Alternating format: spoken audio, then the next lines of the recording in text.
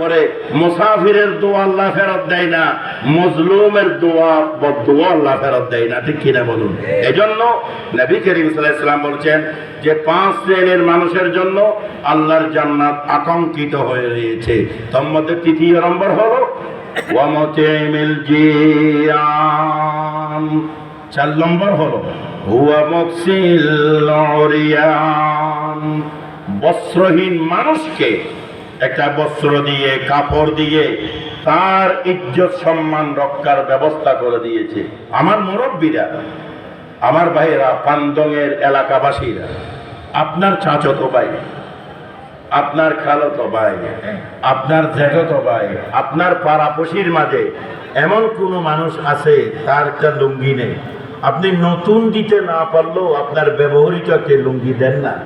আপনি নতুন একটা পায়জামা, একটা প্যান্ট, একটা শার্ট, একটি পাঞ্জাবি নতুন দিতে না পারলেও আপনার ব্যবহারের দাম আল্লাহর আরশ খুশি হয়ে যাবে, ঠিক কি না বলো? আল্লাহর আরশ খুশি হবে। 5 মানে দরুদ পড়তে হবে। পৃথিবীর জমিনে সবচাইতে কৃপণ ব্যক্তি হলো সে যে ব্যক্তি রাসূল কারীম সাল্লাল্লাহু আলাইহি ওয়াসাল্লামের নাম শোনার পর দরুদ পড়ে না।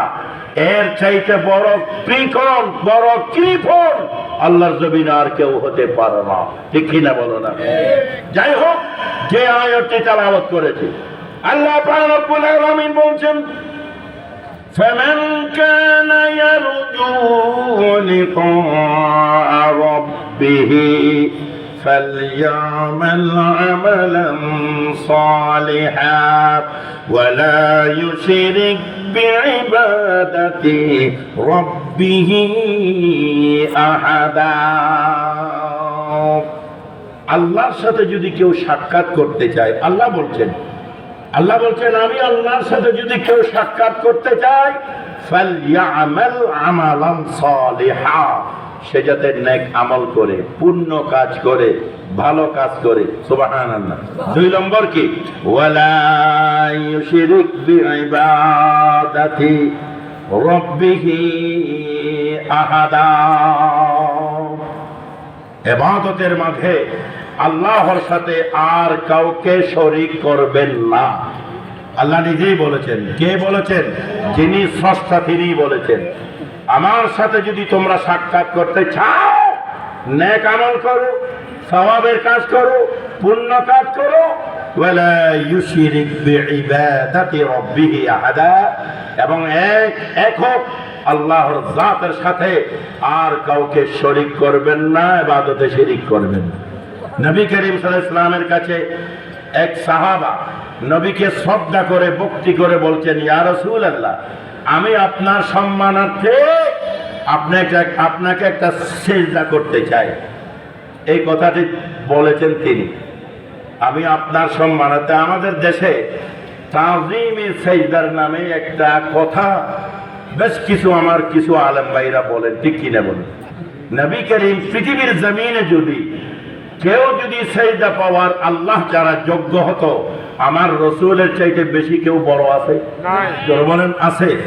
সাহাবা বলছেন যে ইয়া রাসূলুল্লাহ, আমি আপনার প্রতি এত শ্রদ্ধাশীল, আমি চাচ্ছি আপনাকে একটু সিজদা করতে। নবী বলছেন লা তাফআলু, খবরদার তুমি এই কাজটি করবে না। অন্য হাদিসে নবী বলছেন লাউ কুনতু আমিরান আহাদান আন ইয়াসজুদা লিআহাদিন লাআমারতুল মারআতা আন তাসজুদা লিজাওজিহা। নবী করিম সাল্লাল্লাহু আলাইহি ওয়াসাল্লাম বলছেন, আল্লাহ ছাড়া আর কাউকে যদি সিজদা দেওয়ার জন্য আমি হুকুম করতাম, আমি স্ত্রীদেরকে নির্দেশ দিতাম তোমার স্বামীরে তুমি সিজদা করো। তার মানে হলো স্বামী এত বড় মর্যাদা, এত বড় সম্মানের, জোরে বলুন সুবহানাল্লাহ। তার মানে হলো আল্লাহ ছাড়া আর কাউকে সিজদা দেওয়া যাবে না। নবীকে যখন ওই সাহাবা সিজদা দিতে বলছেন, নবী বলছেন লা তাফআলু, এই কাজটি তুমি করতে পারবে না। তাজিমি সিজদা নামে কোন সিজদা নেই। জবাব দে যে আল্লাহ তাআলা আদমকে সিজদা করার জন্য ফেরেশতাদেরকে তো কইছেন, ঠিক কি না বলুন? আল্লাহ রব্বুল আলামিন আদম আলাইহিস সালামকে সৃষ্টির পর সিজদা করার জন্য বলছেন। তো আদম তো স্রষ্টা ছিলেন না, সৃষ্টি ছিলেন।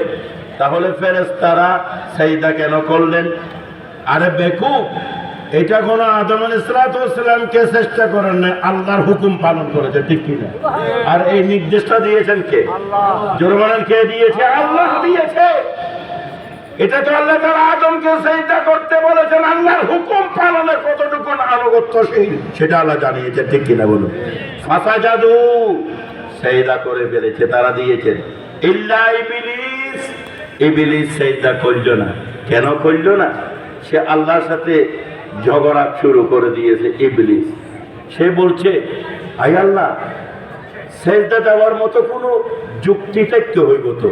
আল্লাহ কয় যে কি যুক্তি? আবার তুমি আল্লাহ কি যুক্তি নিয়ে বহস করছ? আনা খালাকতানি মিন নার ওয়া খালাকতাহু মিন তিন। আমাকে আপনি আগুন দিয়ে বানাইছেন, আদমকে মাটি দিয়ে বানাইছেন। আগুনের স্বভাব তো উপরে উঠে, মাটির স্বভাব তো নিচেই থাকে, নিচে নামে। একটা মাটি উপরের দিকে নিক্ষেপ করলে যত জোর ছিল উঠছে, আবার মাটিতে পড়ে যায়। যেরকম ঠিক কিনা বলে? আল্লাহ পাক রব্বুল আলামিন বলছেন, খালাকতানি মিন নার ওয়া খালাকতাহু মিন তিন। যখন বলেছে, আল্লাহ পাক রব্বুল আলামিন বলছেন, ওয়া ইন্না লানাতা ওয়া ইন্না আলাইকাল লানাতা ইলা ইয়াউমিদ্দিন। তোমার উপর কিয়ামত পর্যন্ত আমার লানত বর্ষিত হবে, তুমি আমার হুকুমকে, আমার নির্দেশ পালন করো না। ঠিক কিনা বলুন? জোরে বলো, ঠিক কিনা বলুন? এজন্য বলছি, সেজদা কার জন্য? আল্লাহর জন্য। কার জন্য? মাজারে যাবেন, আউলিয়ায়ে কেরামদের মাজারে যেতে হবে, নিজের ঈমান তাজা হবে। আউলিয়ায়ে কেরামদের ভক্তি শ্রদ্ধা আমাদের মাঝে আসবে। হক্কানি রব্বানি আউলিয়ায়ে কেরামদের জীবনী পড়ে আমরা ধন্য হতে পারবো, ঠিক কিনা বলুন? কিন্তু কোন ওলির মাজারে গিয়ে, কোন ব্যক্তির মাজারে গিয়ে খবরদার সেজদা করা যাবে না। সেজদা হচ্ছে শিরক, হারাম হারাম হারাম, ঠিক কিনা বলুন? যারা বলো ঠিক কিনা বলুন? সেজদা করব সেই সত্তাকে, সেই জাতকে যিনি পৃথিবীর স্রষ্টা, যিনি